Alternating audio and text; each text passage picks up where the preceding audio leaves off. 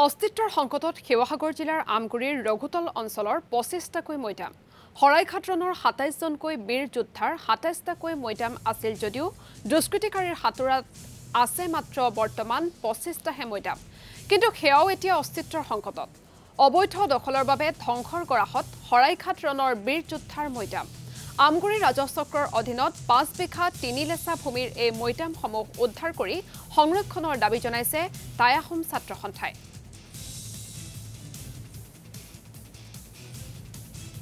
আমগুৰি ৰাজচক্ৰ বিষয়াৰ কাৰ্যালয়ৰ অন্তৰ্গত ৭৪০ নং দাগৰ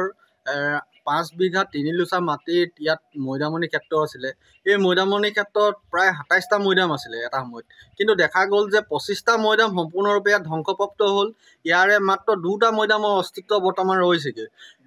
শৰাইঘাটৰ শেষৰখন ৰণ, যিখন অসমীয়াৰ অস্তিত্ব ৰক্ষাৰ শেষৰ সংগ্ৰাম বুলি কয়, সেই সংগ্ৰামখনত আচলতে যিসকলে প্ৰাণ আহুতি দিছিলে, যিসকলে জীৱনৰ সৰ্বোচ্চ ত্যাগ কৰিছিলে, ডেকা ফুকন, চিৰিং ফুকন, হৰনাথ ভিতৰুৱাল ফুকন আদি কৰি যিসকল লাচিতৰ